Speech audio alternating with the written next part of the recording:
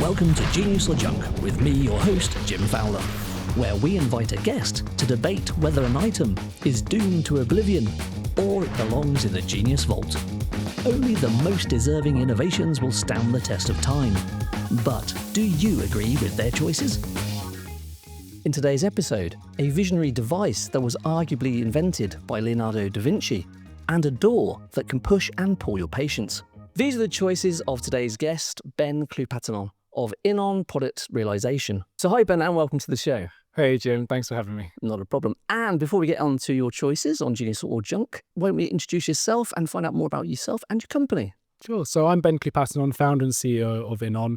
We're a product realization company that help people take their ideas out of their head and get them into their hands, all the way through to helping them set up their manufacturing and their supply chain and everything in between. And if we don't know how to do it or what to do, we'll definitely know someone who does. So give me a flavour of some of the products that you've been involved with and some of your design and innovations. A lot of the things we work on now are within the sports, fitness, preventative healthcare and wellness sectors, as well as construction and DIY products.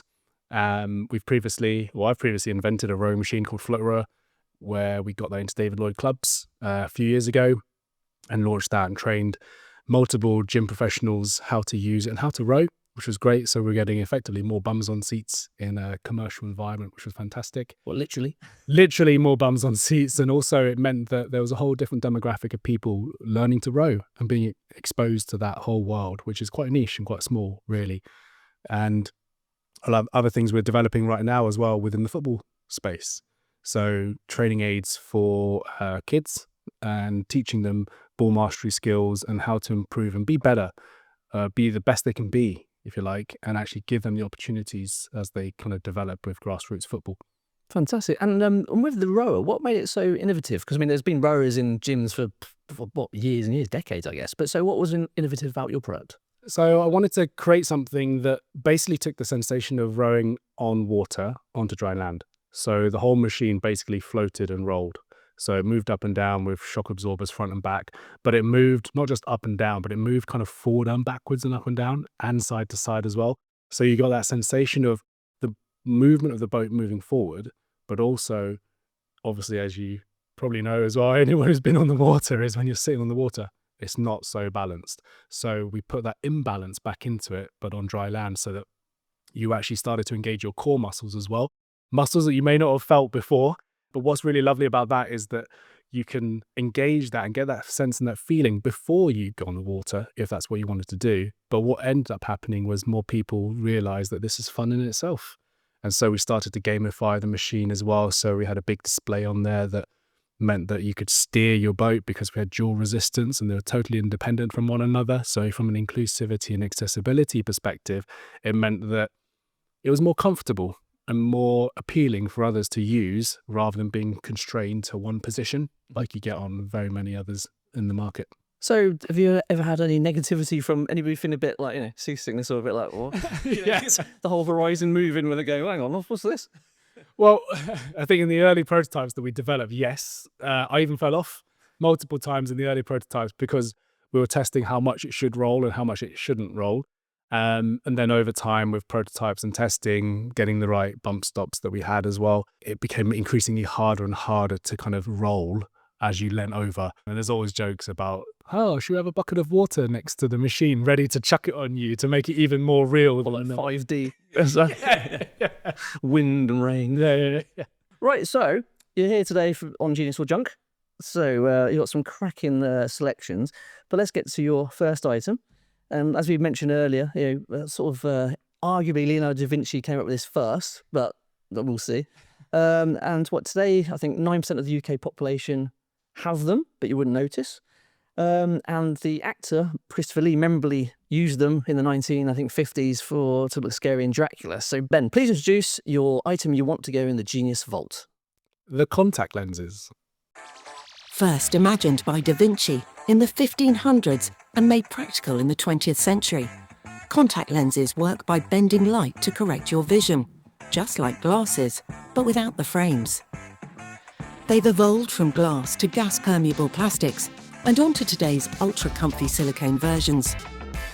So Ben, contact lens, why? I did think hard about this one. And I was then trying to think back to what is impacting me, and I wear contact lenses. See, I wouldn't have known. And that's the whole point. That's why I think it's genius. And I've been wearing contact lenses since, when I was a teenager. And so many years ago. And the thing is, what it did, it actually made me have other opportunities, I think, because I was very sporty. And we've already talked about rowing and background in that. Used to cycle a lot. And actually what that meant was that I wouldn't have to wear my glasses all the time, particularly like training on a road bike, for example, and then you're leaning over and you're looking over your glasses, you can't see. Okay, great. There's no point. Okay, now that was blurry. Now I need to move my head up, and then there's all these other ergonomic problems that I have in that position.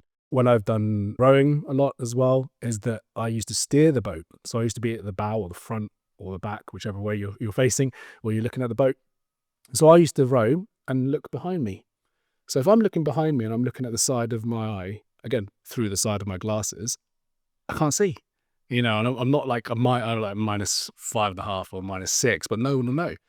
But if I kept doing that, it's just annoying as well, but also steaming up, etc., etc. So for me, it's been revolutionary for my life and the things I could do in my life.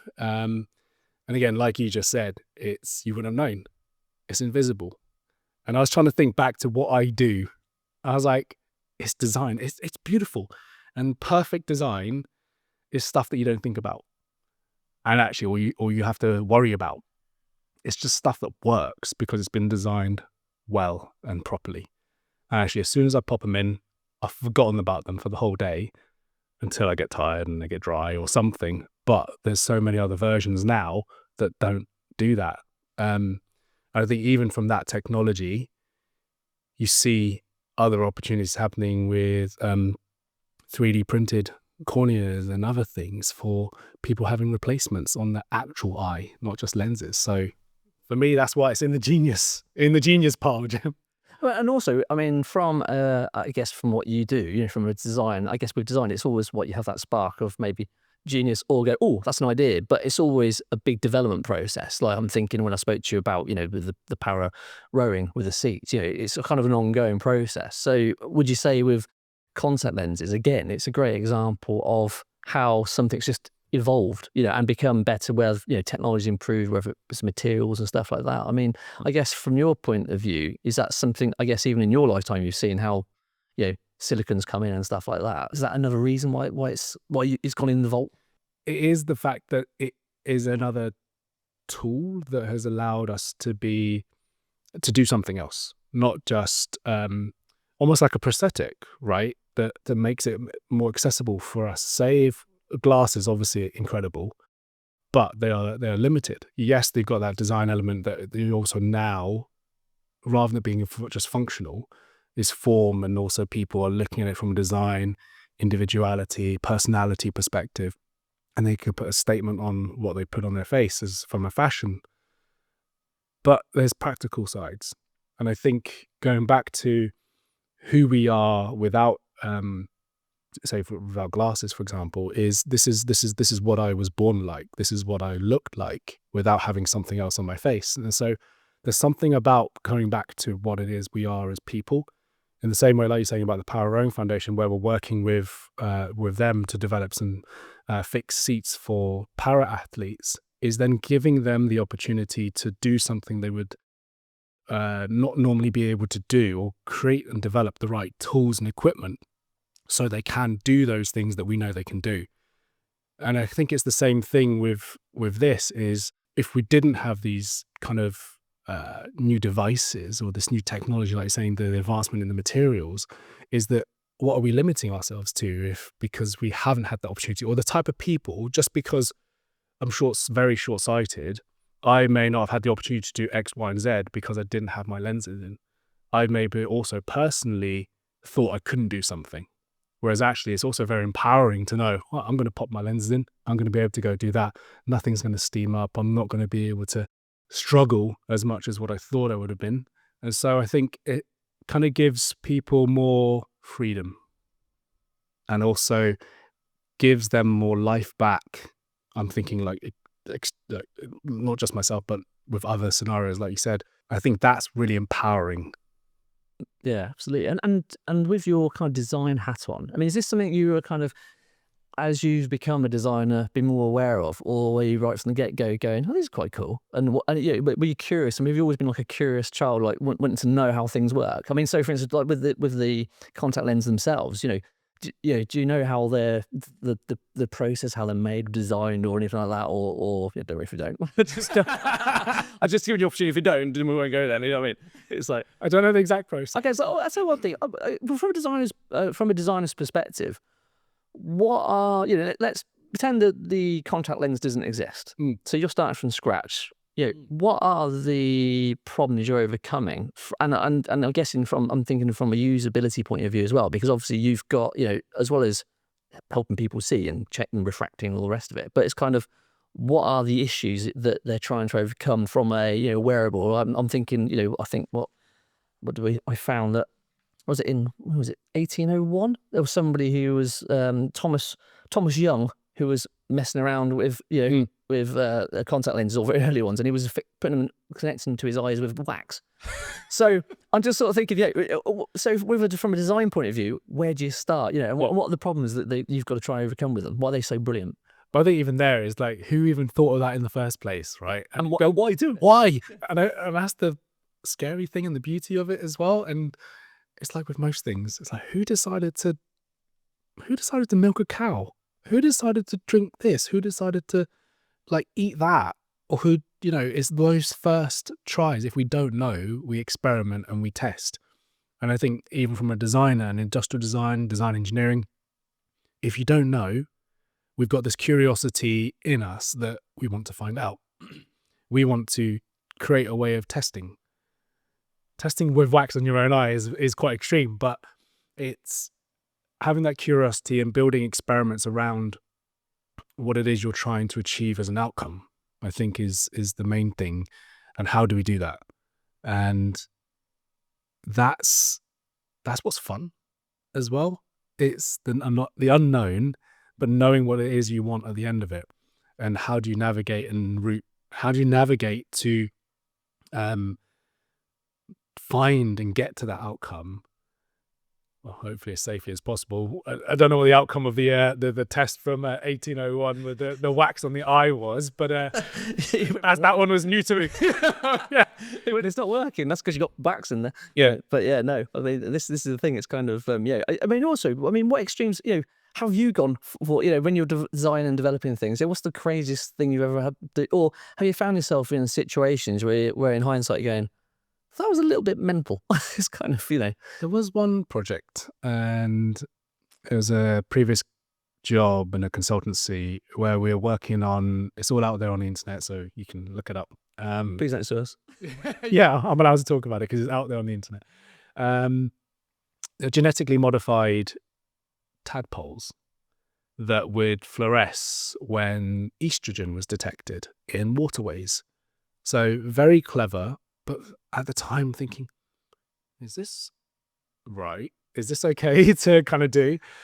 But what it was using is, again, kind of that biotechnology linked in with kind of design engineering, and basically allowing water to flow through these genetically modified tadpoles to see and look at them through a camera and to see if they fluoresced or not. If there's estrogen, they'll fluoresce. Great, okay. These were then used for big facilities who were doing a lot of processing with water in their systems, say labs or factories, that sometimes the water was filtered and then gone into the waterways again. But if there's too much estrogen then in the waterways, actually, a lot of the animals or the fish particularly were turning female. And actually then there's a problem later down the line with reproduction and the life cycle of the whole animal. And so just being part of a little part of a project to design the actual capsules, the controls, the cameras and everything, the mounting and the boxes basically and the housings, it had this massive impact behind the whole story. And we were part of it, but we still needed to learn the output of what it was used for to make sure what we were developing and designing was right and fit for purpose, basically. So that's probably the most extreme one I've thought of that's not kind of our day-to-day kind of experiences. Not sure if I can say some others. Without, I mean, obviously you're, well, award-winning designer, but have you had any sort of failures where you just went, oh, no, we've gone down the cul-de-sac here? It's just kind of, or just gone, you're sort of so invested and you go, actually, I think, at what point do you go, you know what? I think a other path is better for us, sort of thing. So in a way, I suppose is that part of the process, is it? The failures that make the success. You need to, you only know what you know, and you don't know what you don't know. And that's the whole point of that experimental phase is, okay, float row is a good example. We wanted to make it float and roll. So you could then stereotypically think, oh, okay, water is rowing. Okay, let's put it on water and it's going to float. No, it's going to be messy. It's going to be difficult to get that real sensation. And I think it's then having that understanding and say a big body of water and moving on a big body of water compared to moving in a bucket of water is very, very different, and different sensation, different feeling. And so even with the movement side of things, is that in that phase, we experimented with different types of springs, yoga balls with water, yoga balls without water, half filled with water, different boxes and moving, containing the whole machine. And, this is a 2.5 meter long machine, and making the front and the back float. But it was all about the feeling. So even during that and experimenting with countless rigs, I'm going to say 5 or 6 proper rigs that we built to try and find that feeling, we ended up with something that was very normal, as in a shock absorber from a mountain bike, but 2 front and back, but with different link arms that were angled in the right orientation to get the right feeling. And so however much we think we can overcomplicate something because it seems contextually right, the mechanisms that you can use could be so simple or standard and normal, almost going back to Leonardo da Vinci's time, of some of those mechanisms that were developed then we are using today in certain things. Like I was even thinking about saying the hinge, as a genius product, because it's these simple mechanisms that just work. And the reason they're still the same way they are now is because they just work. And they've been doing it, and it's been working for us however long, and we forget about them. And I suppose also it's that question of sort of refining. You might have a discovery, you might think, oh, the theory works. I mean, for example, I think going back to Leonardo da Vinci, I think it was with his face was in a bowl of water. So you go, oh, look, that works. But obviously we can't walk around with bowls of water on our faces because that'd be interesting. But but I suppose it's that thing, isn't it? This development cycle, and then you go, oh, actually, you get to a point now where you're wearing contact lenses, which I can't see, but you've gone from a face in water to, And it's those little experiments that you also encounter and you carry out that inform something else. And it's not just a directly, oh, I'm going to develop this and it's all going to be related to this. It's all the other experiences that you have in life and the world that actually help inform another design or testing. And so had he not encountered that, whether it's by accident or not, is also an epiphany moment. So and the amount of times you do see stuff, you're inspired. And that's why being curious and exploring and asking questions all the time is also interesting, because you want to find out how that works, because actually that thing over there might help inform that thing over there. And actually it's just in totally different contexts that unless you connected those dots together to try and test, you'd have never known if it would have been viable or not.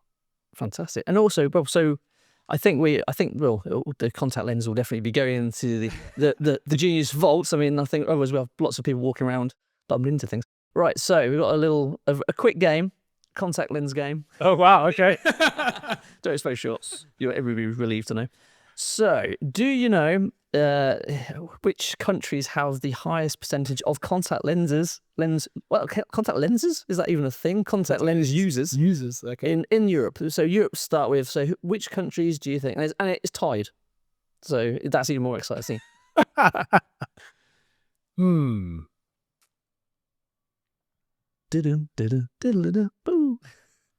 Germany and Italy. No.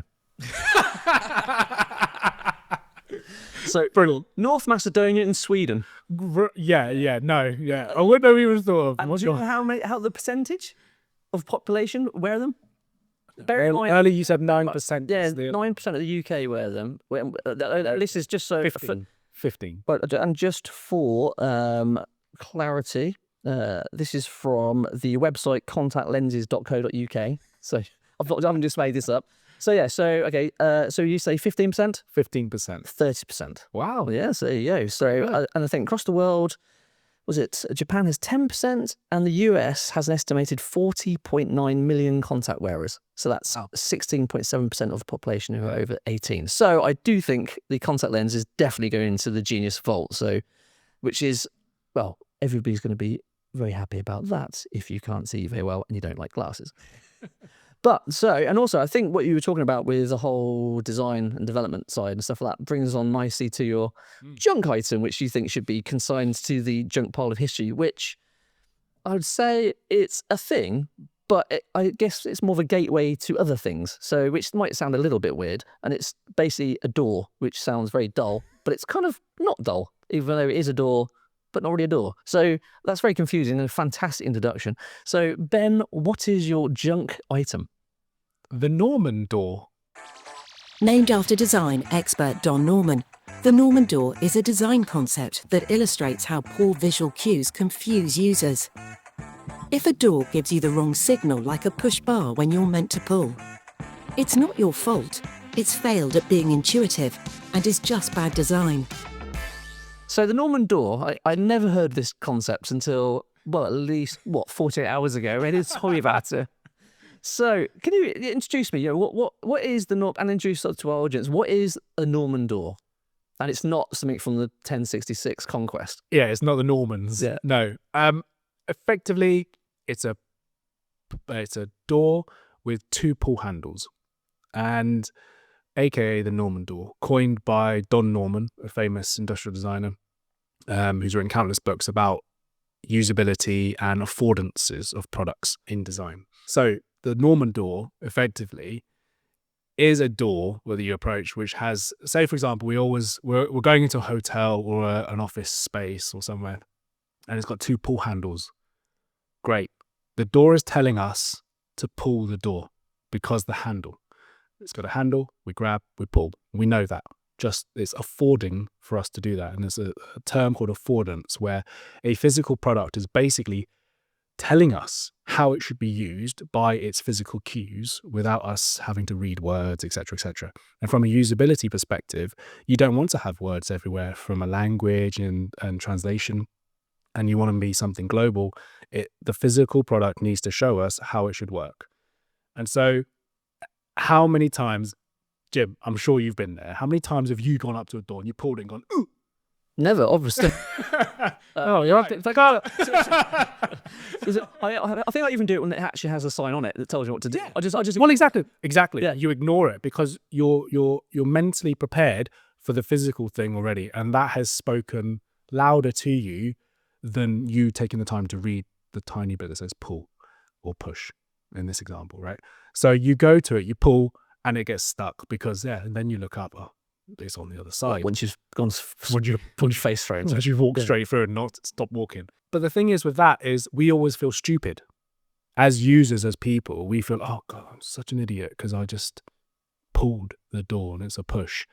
But it's not our fault, it's the product's fault. And there's so many other instances like this with products as well, that it's not our fault, it's just the way it's been designed or the way that it has been curated for us to engage with it is not quite right.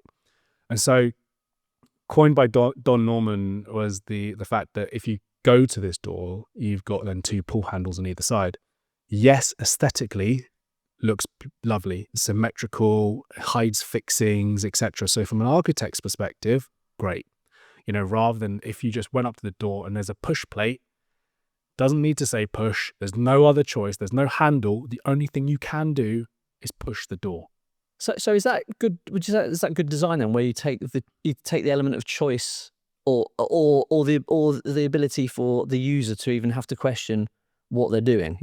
So good design should be apparent exactly what you do when you approach an object or a device or whatever it may be. It should be right. I'm just doing this. I don't even really have to think about it. Yes. Okay. So similar to like we said earlier, was almost like the more invisible design is, in a functional perspective, the better it is because it's performing its job so well. As soon as something goes wrong or or it fails, or that's when we think about it.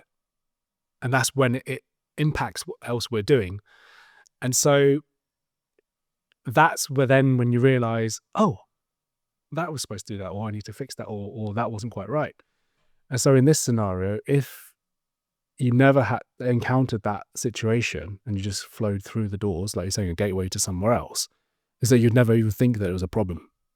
But until something doesn't go right, then there's a problem. Oh, it's not designed right, or they haven't thought about that. And then we think we didn't think about it properly. But in reality, the flow, like you're saying, going to the building is not quite right and other things.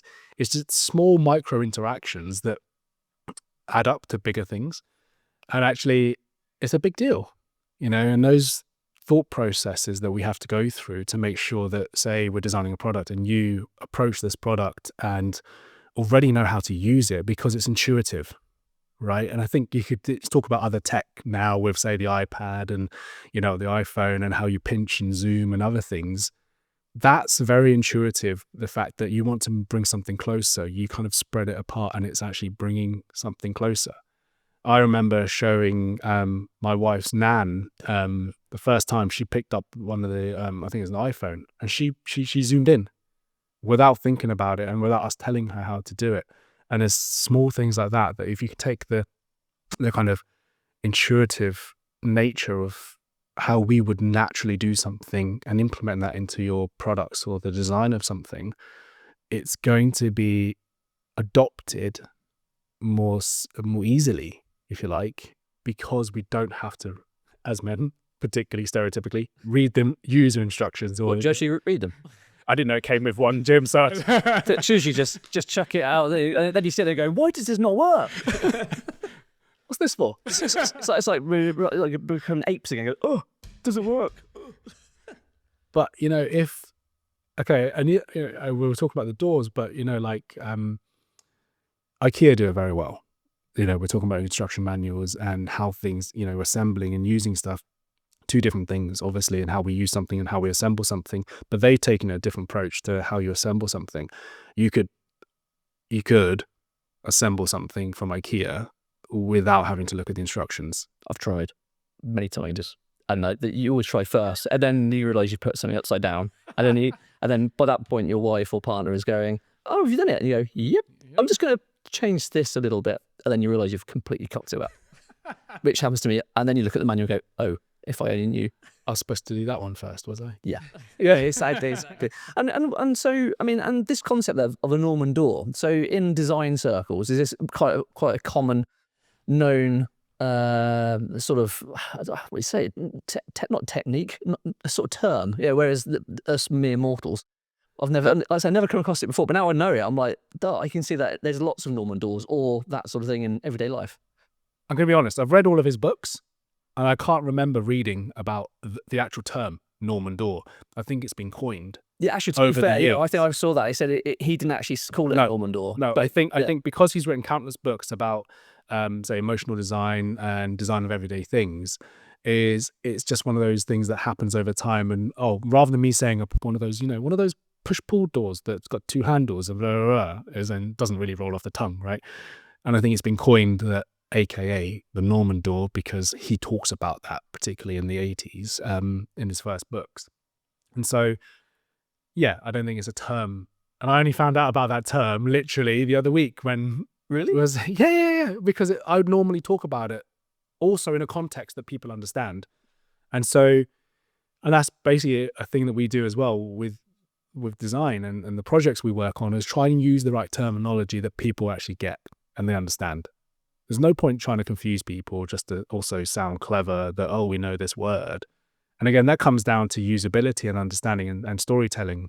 Is I want you to understand what we're talking about. I want you to understand how this product is used. I want to be able to communicate as easy as possible. And whether that's through words or through design or through the interaction side of things. And so it is a really, really important part of that process that we make sure that we look over as we're developing new things. And are there other kind of items you can think of that are Norman door-esque, everyday life? Is there anything you can thing. I mean, the only thing I'm thinking is we've already had it on, Genius or Junk, was the parking meter. Yeah. How they are just, you just can't understand how they work, and that they usually have instructions on them as well. Yeah. And yet still pretty clueless, or you're sitting there pushing buttons, trying to do this, trying to do that. I think there's two types of things there. There's confusing, like, interaction design or user experience design. And there's interaction design. So that could be confusing, almost like that. It's like, what button do I press? Where do I press? Where do I start? And then there's the user experience. And also, like the normal door, for example, is the product is telling you one thing, but actually you're supposed to do the other thing, like the handle. It has a function, and it has a function on the other side of the door, but slightly different. I'm just trying to think of one now. I was thinking of some, actually. This is the thing, because iPhones and iPads are often held up as good examples of UI and the rest of it, which I think they are. But I mean, maybe it's my age, but sometimes I find them a bit confusing. Like, I mean, the other day I had somebody had to show me how to do something on the iPhone. I felt about 70, really, but it was kind of pretty embarrassing. But I'm thinking, well, wasn't intuitive, But that's the thing I was thinking, is it one of these things where once you know, you're in the club? It's that kind of thing where I was thinking, it's not so intuitive. It's more like, if you're in the call gang, you know how to use this stuff. I mean, when you know the right shortcut. Yeah, I mean, basically, my daughter knows all of them, and I'm sitting there going, I'm really an old man. So I think it's just my problem. But one of the things I was thinking is, it sounds really silly, but showers. Whenever I've gone out, when you go to a hotel, and you try a shower for the first time, you think it should be pretty simple. And the amount of times you don't know which one to go, and is that hot? Is that getting hot, or is that getting cold? And then, of course, you get that thing where it gets hot, so you turn it the opposite way, which makes it hotter or colder. And then and I always think, to myself, I personally think that's a pretty good example of a Norman door, because the amount of times you have showers that you don't know your own shower, and you go, how does this thing work? And of course, you've got to be in there to do it. Or you do that thing where you sort of like half lean in, press, and run out, yeah. Then put your hand in, and you're actually in there for about 20 minutes, and you haven't actually had a shower yet because you don't know how to. But I'm trying to think of other counterintuitive things. I think they're in the bathroom. Funny, I'm smiling because I used to be in the bathroom industry, and we designed taps and showers. Oh, there you go. Yeah, my first product I designed was a tap and shower range that was in Homebase in like 2010 or something. But back then we started to develop digital showers. Okay, yeah. So they were controlled, hopefully trying to be a bit more intuitive. And exactly like you're saying, because the amount of bars or dials, they're all different, but some of the controls are the same for flow and temperature. Yeah. But sometimes, if you haven't got your contact lenses in, you can't see the indicators, or sometimes they're too small, or everything's wet, right? And so you don't know which one to control. Well, my shower at home, I mean, this is talk about going back on myself. It literally hasn't got any indicators on it. It looks nice. Yeah. It's got two sort of dials. One's for flow and one's for temperature. And so unless you know how that shower works, it's literally impossible. You could be sitting there whacking it onto full heat without even knowing it. It's just I mean, it looks great, but it's kind of pointless. Yeah, and that's where that kind of form over function comes in from the indicator perspective, is that someone obviously thought it looked better without having the black lines or the red and blue, because it looked beautiful on the side. But actually, practically, once you learn it, great, but you still need to learn it. But by that point, you could have scolded yourself. Yeah. Because you turned it the wrong way, and actually you're then, covered in boiling hot water or freezing cold, whichever way you want to do it. But you're in a nice looking shower. But it looks great. Yeah. It looks great what you're doing. Yeah. Right? Yeah. But that is the amount of stuff that you see out there in the world, that we go through the pain because it looks good. Is that for you, or is that for someone else? And I think that's a massive thing as well to think about as people, is that who are we doing stuff for? Are we doing it for the betterment of ourselves, internally, externally, or for others as well? Well, I think on that note, definitely the Norman door and anything else you can think of that's Norman door-esque is definitely in the junk pile history to be obliterated to smithereens. Right, well, two fantastically argued choices there, Ben. I think contact lenses are definitely going into the Genius vault, unless it's got connected by or Norman door, so we can't shut it. And the Norman door definitely going on the junk pile of history. So thank you for some cracking choices. Many thanks for joining us, Ben, and catch up with us soon for more Genius or Junk. Goodbye.